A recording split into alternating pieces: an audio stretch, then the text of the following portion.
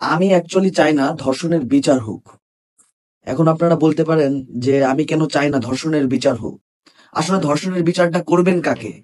এবং বিচারটা চাইবেন কার কাছে? আপনি যখন একজন ধর্ষণকারীকে অ্যারেস্ট করবেন, সে কোনো না কোনোভাবে আইনি সহায়তা নিয়ে বিভিন্ন আইনের ফাঁক-ফোকর দিয়ে সে না একটা সময় যে বেরিয়ে যাবে।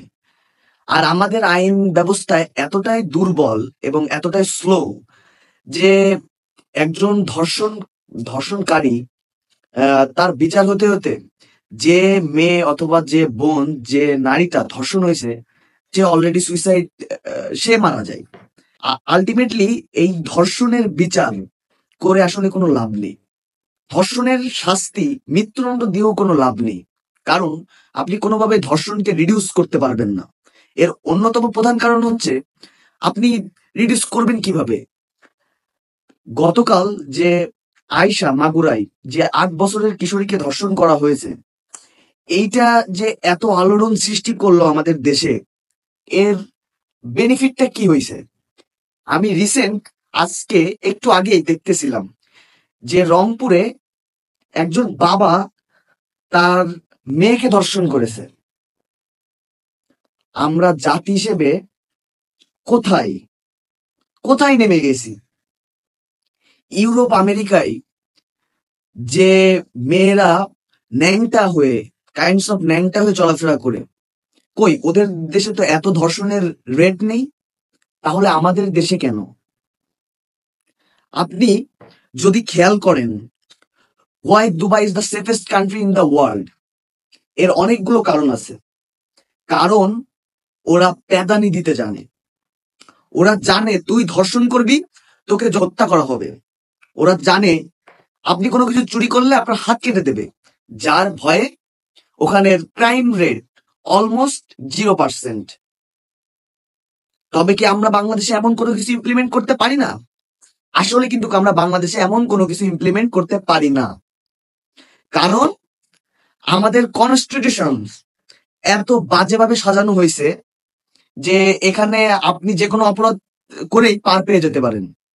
এনি কাইন্ডস অফ অপরাধ, সেটা হোক ধর্ষণ, সেটা হোক মার্ডার, সেটা হোক সামান্য চুরি, আপনি যে কোনো অপরাধ করে আপনি আরামে পার পেয়ে যেতে পারেন। তবে আমার কাছে ধর্ষণের একটা সলিউশন আছে। সলিউশনটা কি শুনবেন? সলিউশনটা হচ্ছে ধর্ষণকারী নয়, শুধু ধর্ষণের পুরো পরিবারকে হত্যা করা। এখন আপনি আমাকে টেররিস্ট অথবা উগ্রবাদী বলতে পারেন। না ভাই, আমি উগ্রবাদী না।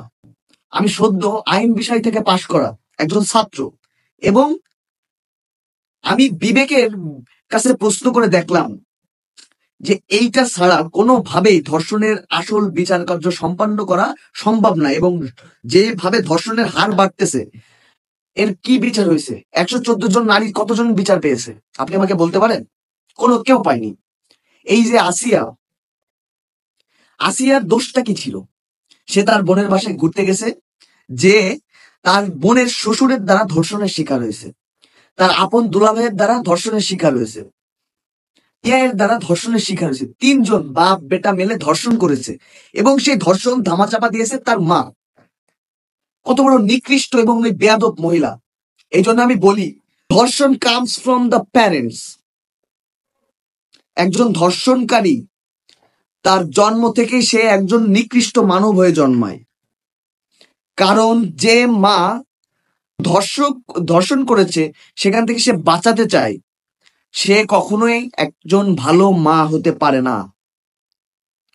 তাই আমি বলবো, যে এলাকায় এবং যে পরিবার থেকে ধর্ষণ করবে, সেই ধর্ষণকারীর পুরো পরিবারকে এলাকাবাসী মিলে হত্যা করুন। এদের বাড়িঘর পুরোপুরি পুড়ে নিষ্ক্রিয় করে দেন। জাস্ট এই যে 114 জন ভিকটিম ওম্যানস, এরা কেউ কিভাবে সমাজে মুখ দেখাবে? এই ছোট্ট শিশু আসিয়া, সে যখন বড় হবে, সে কিভাবে বড় হবে? এখানে আমি সম্পূর্ণ দোষ দেব আমাদের অন্তর্বর্তীকালীন সরকারের।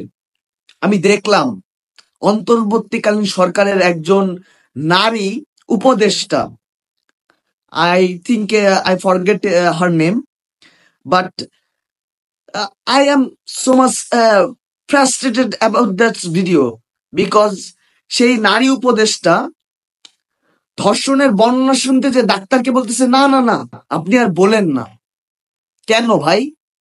তুই তাহলে দেশ চালাবি কিভাবে? তুই তার মা কিভাবে সহ্য করতেছে? যদি তুই একজন নারী উপদেষ্টা, একজন দেশের নেতা হয়ে তুই যদি এটার ইমপ্লিমেন্ট না করতে পারিস, তাহলে তুই কিভাবে তুই ডাক্তারকে বলিস যে না না আমি আর এই বর্ণনা শুনতে চাই না? তোর কাছে তুই এই যে মায়া কান্না করলি সাংবাদিকদের সামনে, আমার তো মনে হয় যে তুই মায়া কান্না করেছিস। আপনি আমার অনেক বড়, অনেক সিনিয়র, আপনি দেখলাম মুরব্বী মানুষ, কিন্তু আমি আপনাকে বিন্দুমাত্র রেসপেক্ট করতে পারতেছি না। কারণ কি জানেন? আপনি একজন নারী, তারপরও আপনার মধ্যে বিন্দু মাত্র অনুশোচনা দেখলাম না আসিয়াকে ধর্ষণের বিষয়ে। আপনি একবার মায়া কান্না করার চেষ্টা করলেন, তারপর আপনার চোখ দিয়ে পানি বের হলো না। অথচ সেই আসিয়ার মায়ের খবর কি আপনি জানেন? সেই আসিয়ার মা কত রাত না ঘুমায় আছে, কতদিন কিছু খায় না, তার চোখের পানি দিয়ে সাগর হয়ে যাবে। আপনি কতটুকু অনুধাবন করতে পারবেন মাননীয় উপদেষ্টা? এই যে এত ধর্ষণ হচ্ছে, রিসেন্ট রমজান মাস চলতেছে, এত ধর্ষণ হচ্ছে, ইউনূস সাহেব কয়দিন আসছেন ক্যামেরার সামনে? কতদিন এসে বলতেছেন যে আমার দেশে এত কেন ধর্ষণ হচ্ছে, এত মানুষ কেন মার্ডার হচ্ছে? আপনি এই জবাব কিভাবে দেবেন ইউনূস সাহেব? আপনার কাছে কোনো জবাব নেই। Yes, we are proud you got Nobel prize, but that's not mean আপনি এত মেয়ের ধর্ষণের দায়ভার নেবেন না। আমরা একজন দেশের প্রধানমন্ত্রী অথবা দেশের প্রধান উপদেষ্টার কাছ থেকে এমন বিরূপ আচরণ আমরা কখনোই কাম্য করি না। একটা দেশের জনগণ আপনার হাতে ক্ষমতা তুলে দিয়েছে, তারপরেও কেন আপনার অন্য দলের কাছ থেকে ভাড়া করা পারমিশন লাগবে যে আমি অমুক আইনটা ইমপ্লিমেন্ট করতে চাই? এতে কি আপনার মতামত আছে? আপনি একজন কাপুরুষ আমি মনে করি। মাথায় তো ওইটুক বিবেক আমার শরীরের ভিতর নাড়া দেয় যে দেশটা কোথায় যাচ্ছে। This is the government. এটাই কি আপনাদের সেই জেনারেশন যে চাওয়া ছিল? অথচ এখানে আপনি বলতেছেন যে ধর্ষণ আমরা কিভাবে প্রতিরোধ করব। আপনি বলতেছেন পুলিশ নীরব ভূমিকায় আছে। আরে ভাই, পুলিশ নীরব ভূমিকায় যারা আছে তাদের আপনি ছাড়াই করে দেন, যে দেশটা ঠিক করেন। আপনি কি সংস্কার করতেছেন? এই 8টা মাস চলে গেল, আপনি কি সংস্কার করেছেন?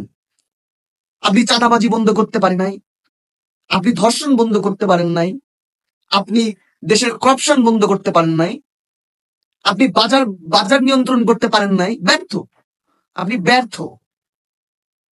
শুধু আলুর কেজি 100 টাকা থেকে 40 টাকায় আসলেই দেশটা সংস্কার হয়ে গেল? কেন মানুষ 100 টাকাতে আলু কিনে খেয়ে বেঁচে থাকে নাই? হ্যাঁ, আপনারা বাজার দর নিয়ন্ত্রণ করেছেন। মানুষ যদি নাই বেঁচে থাকে, মানুষ খাবার দিয়ে কি করবে? মানুষ বেঁচে থাকলে তবেই তো সে খাওয়ার জন্য আমাদের খাদ্যের দরকার হবে। যদি মানুষ সেখানে বেঁচেই না থাকে, তাহলে সেই খাবার দিয়ে কি করবে? ইউনূস সাহেব, এখনো সময় আছে।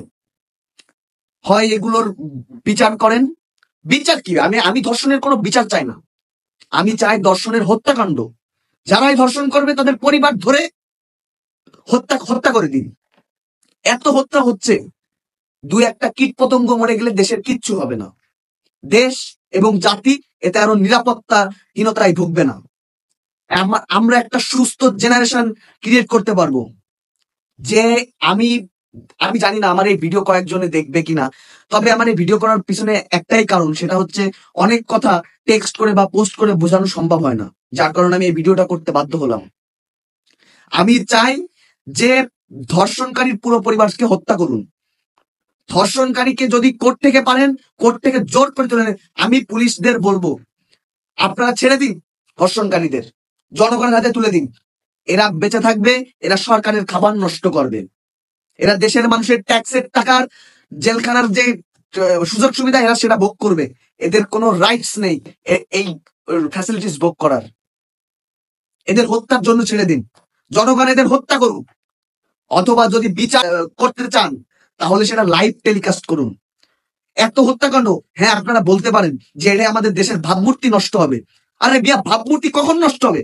ভাবমূর্তি তখন নষ্ট হবে যখন 18 কোটি মানুষ আপনার বিপক্ষে কথা বলবে, তখন দেশের ভাবমূর্তি নষ্ট হবে।